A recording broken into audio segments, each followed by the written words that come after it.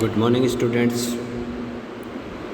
Myself, Dr. R.P. Bagdi, Assistant Professor, Department of ABST, LSPC Government College, Ajmer.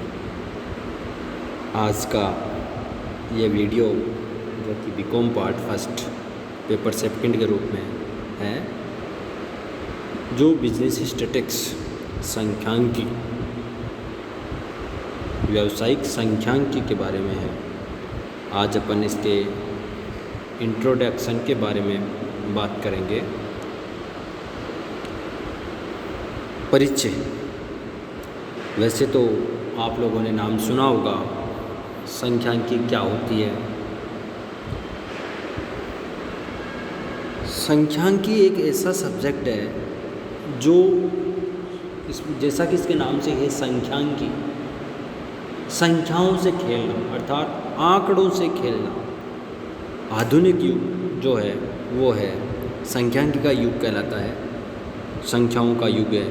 पाषाण वाष्प युग से ऊर्जा युग, विद्युत युग, कंप्यूटर युग, वैज्ञानिक प्रौद्योगिकी युग जैसी स्थितियों से गुजरता हुआ आज का युग सांख्यिकी में युग हो गया है। सामान्य जीवन की छोटी से छोटी घटना भी संख्याओं में व्यक्त की जाती है। संख्याओं के बिना तथ्य की सत्यता अधूरी रहती है और संख्या के बिना न ही कुछ प्रमाणित किया जा सकता, न ही निर्णय लिए जा सकते और न ही विश्वास किया जा सकता। एक सामान्य व्यक्ति जो सांख्यिकी के बारे में पूर्णतः अनभिज्ञ जाने अनजाने में समांकों का उपयोग करता है। जैसे सब्जी खरीदते समय भावों की तुलना। एक फुटकर व्यापारी अपनी दुकान पर विभिन्न वस्तुओं का स्टॉक निर्धारण के लिए सामान्य उपभोक्ता आय और व्यय के मध्य सामंजस्य स्थापित करने के लिए आदि। संख्यात्मक विवेचन पर ही सामाजिक, आर्थिक, राजनीतिक समस्याओं को समझा जा सकता है और उनके समाधान करने पर विचार किया जा सकता है। इस संदर्भ में ब्रिटिश विद्वान लॉर्ड केल्विन ने लिखा है, जिस विषय के संबंध में आप बात कर रहे हैं, यदि आप उसे माप सकते हैं तथा संख्या में व्यक्त कर सकते हैं तो आप उस विषय में कुछ जानते हैं। किंतु जब आप उसे माप नहीं सकते, जब आप उसे संख्याओं में व्यक्त नहीं कर सकते, तो आपका ज्ञान अल्प। कहने का मतलब यह है कि जिस विषय की बात कर रहे हो आप उसको माप सकते हो, मेजरमेंट कर सकते हो, नाप सकते हो और संख्याओं में व्यक्त कर सकते हो, तो उस विषय के बारे में आप कुछ जानते हो। ये कहा है लॉर्ड केल्विन ने। और अगर आप ऐसा नहीं कर सकते हो तो आपका ज्ञान अल्प है तथा असंतोषजनक प्रकृति का।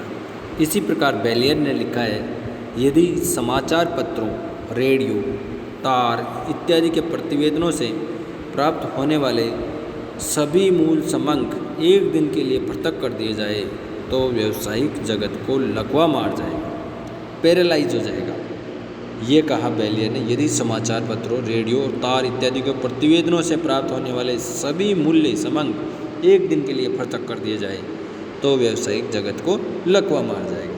तथा यदि आज कुल उपलब्ध समांक सामग्री को विश्व में केवल एक वर्ष के लिए पृथक कर दिया जाए तो इसका परिणाम आर्थिक अव्यवस्था एवं सर्वनाश होगा। इस प्रकार आज का मानव केवल समांकों के सहयोग से ही अनेक विवेकपूर्ण निर्णय लेने में सफल होता है। सांख्यिकी की उत्पत्ति। Origin of statistics. प्रारंभ में सांख्यिकी का उपयोग शासकों द्वारा अपने राज्यों में करारों पर टैक्स के लिए एवं युद्ध संबंधी सामरिक शक्ति की जानने के लिए एवं भूमि के उपयोग और मापने के लिए किया जाता था। राज्य स्टेट से संबंधित होने के कारण ही इसका नाम अंग्रेजी में स्टैटिस्टिक्स हुआ। सांख्यिकी स्टैटिक्स शब्द अंग्रेजी भाषा के शब्द स्टेट राज्य से निकला हुआ है। लैटिन भाषा में स्टेट को स्टेट्स और रोमन भाषा में स्टेटो, जर्मन भाषा में स्टैटिक्स और इटली भाषा में स्टैटिस्टिया कहा जाता है।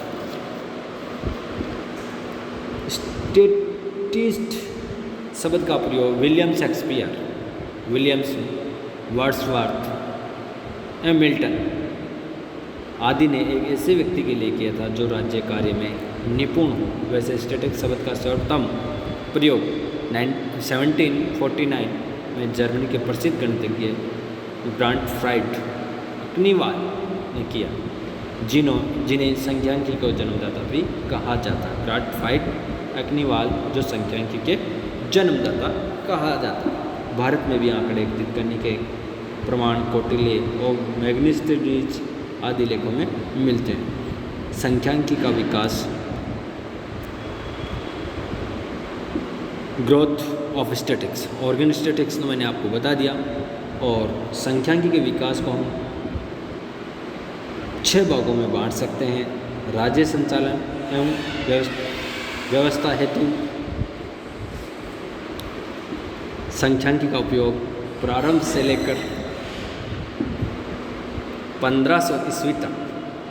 दूसरा, ज्योतिष शास्त्रियों द्वारा संख्यांकी का उपयोग 1500 ईस्वी से 1600 ईस्वी।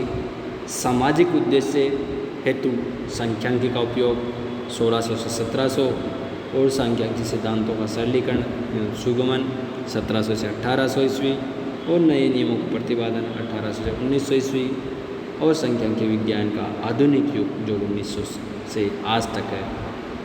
तो सबसे पहला युग की अपन बात करते हैं, वो है राज्य संचालन व्यवस्था हेतु संख्यांकी का उपयोग। प्रारंभ से लेकर 1500 ईस्वी तक स्टैटिक्स ऑफ स्टेट एडमिनिस्ट्रेटिव। जैसा कि विदित है कि प्राचीन काल में संख्यांकी को सम्राटों का विज्ञान कहा जाता था। ईसा से लगभग 3050 वर्ष पहले मिस्र के सम्राट ने विश्वविख्यात पिरामिडों के निर्माण हेतु अनेक प्रकार के समंग संग्रहित करवाए थे। मिस्र का जो पिरामिडों बनाया था उस समय इस प्रकार भारत, चीन, हॉलैंड, यूनान, जर्मनी आदि देशों के पुराने शासकों ने अपने यहाँ के राजनीतिक, आर्थिक और सामाजिक विकास संबंधी जानकारी प्राप्त करने हेतु संख्यांकी का उपयोग किया था। भारतवर्ष में चंद्रगुप्त मौर्य ने आय, व्यय, जन्म, मृत्यु, भूमि एवं लगान संबंधी संबंध इकट्ठे करने हेतु अनेक समितियों का गठन किया था। इसी प्रकार कौटिल्य के अर्थशास्त्र में भी शासन, सामाजिक व्यवस्था एवं युद्ध व्यवस्था इत्यादि से संबंधित अनेक तथ्य एवं आंकड़े विद्यमान हैं। अकबर का शासनकाल में लगान निषेध करने के लिए भूमि को पैमाइश करवाई गई थी। इसके बाद 1400 ईस्वी पूर्व सम्राट रेमेसिस द्वितीय ने भूमि के उचित वितरण के लिए भूमि संबंधी और मूसा सम्राट ने जातियों की गणना करवाई थी। इस प्रकार स्पष्ट है कि संख्यांकी विज्ञान प्राचीन समय से ही व्यवस्था का एक आवश्यक अंग रहा है। दूसरा है ज्योतिष शास्त्रियों द्वारा संख्यांकी का उपयोग 1500 से 1600 ईस्वी। स्टैटिक्स फॉर एस्ट्रोलॉजिस्ट संख्यांकी विज्ञान के लिए इस शताब्दी को इसका बाल्यकाल कहा जा सकता है। इस शताब्दी में ज्योतिष शास्त्रियों ने इसका उपयोग तारों, नक्षत्रों की गति, स्थान इत्यादि के बारे में समंग एकत्रित करने और ग्रहण के बारे में पूर्वानुमान लगाने हेतु किया। इन ज्योतिष शास्त्रियों में ड्राइको, जॉन्स केपलर, जेम्स जेन्स आदि प्रमुख। इसी काल में पहली बार जीवन समंग भी एकत्रित किए गए। तीसरा पॉइंट है वो है सामाजिक उद्देश्य हेतु संख्यांकी का उपयोग 1600 से 1700 ईस्वी। स्टैटिक्स फॉर सोशल जन्म, मृत्यु, अपराध, अन्य सामाजिक दशाओं का अध्ययन हेतु इसका उपयोग इस काल में और अधिक विस्तृत हुआ। जन्म मृत्यु संबंधी समंगों के आधार पर ही जीवन सारणी तथा मृत्यु सारणी तैयार की गई। 1621 ईस्वी में प्रोफेसर जॉर्ज ओवेट ने अपराध संबंधी समंगों की सहायता से अपराधों में कमी लाने के उपायों पर विचार किया। कैप्टन जॉन ग्रांट ने 1661 ईस्वी में जन्म मृत्यु के समंगों का विश्लेषणात्मक अध्ययन किया, जिसके फलस्वरूप 1698 ईस्वी में लंदन में सर्वोत्तम जीवन बीमा व्यवसाय का नींव पड़ी। संख्यांकी के सिद्धांतों का सरलीकरण ये 1700 से 1800 ईस्वी। इस शताब्दी में समंकों का संकलन, विश्लेषण एवं निर्वचन के कठिन अवैज्ञानिक तरीकों से सुधार करके उन्हें सरल एवं वैज्ञानिक बनाने की आवश्यकता महसूस होने लगी थी। इसी काल में संख्यांकी और गणित शास्त्र सिद्धांत के मध्य समन्वय हुआ। इसी के फलस्वरूप प्रायिकता सिद्धांत, थ्योरी ऑफ प्रोबेबिलिटी की नींव पड़ी। इसी काल में प्रोफेसर जेम्स बर्नौली ने बड़ी संख्याओं का नियम, law of large number, Daniel Bernoulli ने नैतिक संभाविता, मॉरल एक्सपेक्शन का नियम गणित के आधार पर स्पष्ट किए। नए नियमों का प्रतिपादन 1800 से 1900 ईस्वी। इवेल्युएशन ऑफ न्यू फिनोमिना सन 1812 ईस्वी में लेप्लेस ने थ्योरी ऑफ प्रोबेबिलिटी पर एक पुस्तक लिखी। बेल्जियम के प्रसिद्ध ज्योतिषाचार्य एवं गणितज्ञ श्री L.A.J. कौलेट ने आधुनिक संख्यांकी सिद्धांत मॉडर्न थ्योरी ऑफ स्टैटिस्टिक्स का प्रतिपादन किया। गाल्टन, नेप, चार्लिया, लेक्सिको, कार्ल पियर्सन इत्यादि महान गणितज्ञों ने संख्यांकी की उन्नति एवं विकास में नए नियमों का प्रतिपादन किया। इसी युग की प्रतिचयन का उपयोग किया गया संख्यांकी विज्ञान का आधुनिक रूप है। 19वीं सदी के बाद संख्यांकी का बहुत तेज़ी से विकास हुआ, जिसका मध्य का चतुर्थक की गणना ससमय। ये सारी हिस्ट्रियाँ थी और अब जो आ रही है वो अपन परिचर्चा करेंगे इस स्टैटिस्टिक्स की। मध्य का क्या होती है, चतुर्थक की गणना क्या होती है, सहसंबंध जो कि आधुनिक युग है, काल श्रेणियों का विश्लेषण, प्रति सैंपल, तुलनात्मक अध्ययन का तकनीक का विकास हुआ। इस विकास में प्रोफेसर बोडेगंटन, फिशर, किंग, प्रोफेसर महानियविच, डॉक्टर बाउले जैसे विद्वानों का महत्वपूर्ण योगदान रहा। आधुनिक युग में कंप्यूटर और सूचना प्रविधियों के माध्यमों ने समंकों के संकलन अध्ययन में एक क्रांति ला दी। आज के युग में संख्यांकी का उपयोग प्रत्येक क्षेत्र में अत्यधिक बढ़ गया। इसी कारण आधुनिक युग, जिसे अनिश्चितता का युग माना जाता है, संख्यांकी अनिश्चितता की स्थिति में अनुमान लगाने का एकमात्र विज्ञान। आजकल कोई भी गतिविधि हो, चार्ट, सामाजिक, आर्थिक, राजनीतिक जीवन के प्रत्येक क्षेत्र में संख्यांकी विश्लेषण जरूरी होता है।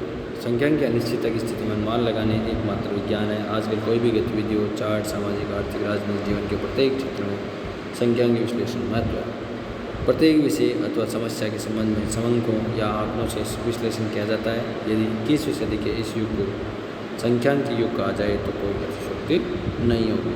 संख्यांकी का उपयोग विकास के निम्नलिखित दो कारण हैं: बढ़ती हुई मांग, गिरती हुई लागत।